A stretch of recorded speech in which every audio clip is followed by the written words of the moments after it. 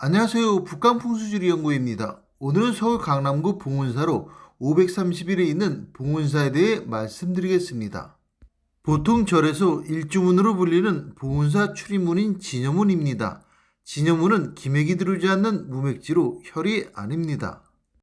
상공에서 내려다본 봉은사의 모습으로 봉은사가 위치한 산은 수도산으로 이는 수도를 닦는 산이라는 뜻으로 스님들이 돌을 닦는 절터가 들어설 수 있는 자리임을 암시하고 있습니다.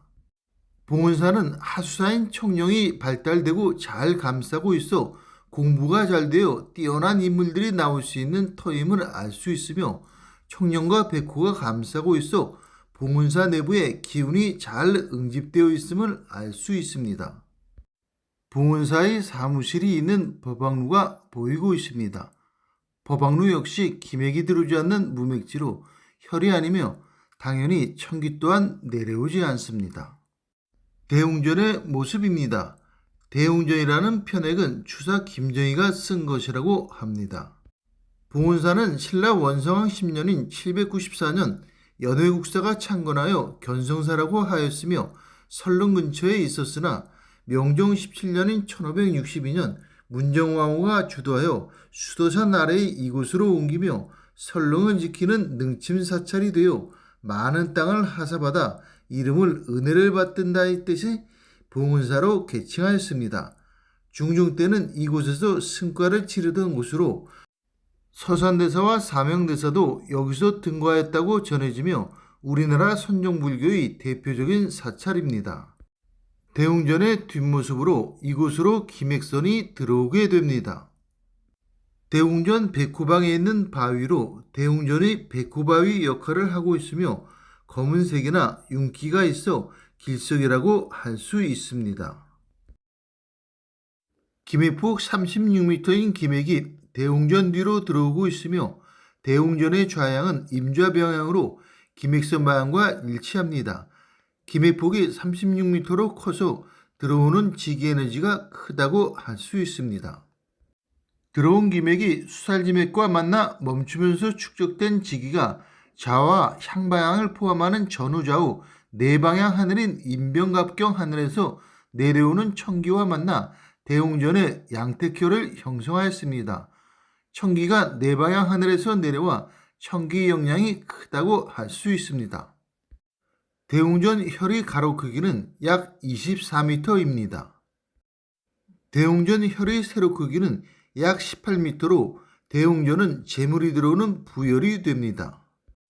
대웅전 안의 중앙에 있는 석가모니 부처님이 중심으로 김액선이 통과하고 있는 모습으로 중심이 되는 가운데 부처님인 석가모니불이 영양을 최대화하기 위해 김액선 위에 모신 것으로 사료됩니다. 대웅전 앞마당에 있는 3층 석탑입니다. 석탑은 사각형 모양으로 사각탑은 길을 평온하게 만드는 역할을 합니다. 3층 석탑은 기맥이 들어오지 않는 무맥지로 혈이 아니며 땅속은 수맥과 살기맥, 뱅커라인 등 유해파가 없습니다. 탑 주위를 도는 탑돌이하는 사람들이 많으며 탑이 혈에 위치하였다면 탑돌이하는 사람도 혈기운을 받아 좋을 텐데 하는 아쉬움이 남습니다. 3층 석탑 백호방에 있는 석등의 모습으로 이것 또한 기맥이 들어오지 않는 무맥지로 혈이 아닙니다. 선불당의 모습입니다. 선불당은 깨달음을 얻기 위해 수행을 하는 곳이라는 뜻으로 선불당에는 관세음보살님을 주불로 모셨습니다. 김해폭 약 32m인 김액이 선불당 뒤로 들어오고 있으며 선불당의 좌향은 임좌병향으로 김액선 방향과 일치합니다. 들어온 김액이 수살지맥과 만나 멈추면서 축적된 지기가 좌와 향방향을 포함하는 전후좌우 네방향 하늘의 인병갑병 하늘에서 내려오는 청기와 만나 선불당의 양택혈을 형성하였습니다. 청기가 네방향 하늘에서 내려와 청기 영향이 역시 크게 됩니다. 선불당 혈의 가로 크기는 약 23m입니다. 선불당 혈의 세로 크기는 약 13m로 혈의 크기는 기단의 크기와 같으며 선불당은 재물이 들어오는 부열이 됩니다. 신검당의 모습입니다. 신검당은 사찰에서 선방이나 강당의 이름에 많이 붙여지는 명칭으로 지혜를 찾는 곳이란 의미이며 선방을 의미합니다. 신검당 역시 김액선이 들어오지 않는 무맥지로 혈이 아니며 당연히 청기 또한 내려오지 않습니다. 운하당의 모습으로 김액선이 들어오지 않는 무맥지로 혈이 아닙니다. 지장전의 모습입니다. 지장전은 주불로 지장보살을 모시고 죽은 이의 넋을 인도하여 극락왕생하도록 기원하는 곳입니다. 김액폭이 약 36m인 김액이 지장전 뒤로 들어오고 있으며 지장전의 좌향은 임좌병향으로 김액선 방향과 일치합니다. 김액폭이 36m로 커서 들어오는 지기에너지가 크게 됩니다. 들어온 김액이 수살지맥과 만나 멈추면서 축적된 지기가 전후좌우 네 방향 하늘인 인병갑경 하늘에서 내려오는 청기와 만나 지장전에 청기의 영향이 큰 양택혈을 형성하였습니다. 지장전 혈의 가로 크기는 약 22m입니다. 지장전 혈의 세로 크기는 약 15m로 혈의 크기는 건물 바닥의 기단의 크기와 같으며 지장전은 재물이 들어오는 부혈이 됩니다. 영산전의 모습입니다. 영산전은 석가모니 좌우에 가섭존자와 안한존자 및 16나안을 모셨습니다. 영산전은 16나안을 모셔 나안의 영험을 얻고자 하는 사람들의 기도가 간절한 곳입니다. 영산전 뒤로 불룩한 용맥이 들어오고 있는 모습입니다. 김액폭이 약 25m인 김액이 영산전 뒤로 들어오고 있으며 영산전의 좌향은 임좌병향으로 김액선 방향과 일치합니다. 들어온 김액이 수살맥과 만나 멈추면서 축적된 지기가 전후좌우 네 방향 하늘인 인병갑경 하늘에서 내려오는 청기와 만나 영산전의 청기 영향이 큰 음택혈을 형성하였습니다. 음택혈은 산소짜리로 암자의 크기를 음택혈 크기에 정확히 맞추어 지어야 하며 음택혈에 지어진 절터는 매우 드뭅니다. 음택혈은 이중구조의 장막인 수살맥을 형성하여 혈을 보호하며 단일구조의 장막으로 혈을 보호하는 양택혈보다 혈기운의 강도가 더 세고 좋아 살기맥이나 커리맥, 뱅커라인 등의 유해파가 내부로 들어오지 않으며 영산전도 그러한 유해파가 내부로 들어오지 않습니다. 영산전 혈의 가로 크기는 약 9m이고 혈의 세로 크기는 약 6m로 혈의 크기는 건물 바닥의 기단의 크기와 같으며 영산전은 재물이 들어오는 부혈이 됩니다. 북극보전의 모습입니다. 북극보전은 산신, 칠성, 독성인, 나반존자 등이 모셔져 있으며 흔히 삼성각이나 칠성각으로 불립니다. 칠성신은 예로부터 재물과 재능을 주고 아이들의 수명을 늘려주며 비를 내려 풍년을 들게 해준다고 합니다.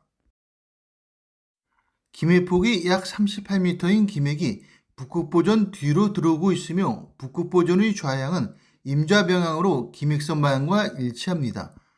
음택혈에서 김액폭 38m는 엄청나게 큰 것으로 들어오는 지기 에너지가 엄청나게 큰 것을 의미합니다. 들어온 김액이 수살맥과 만나 멈추면서 축적된 지기가 전후좌우 네 방향 하늘인 인병갑병 하늘에서 내려오는 청기와 만나 북극보전에 청기 영향이 큰 음택혈을 형성하였습니다.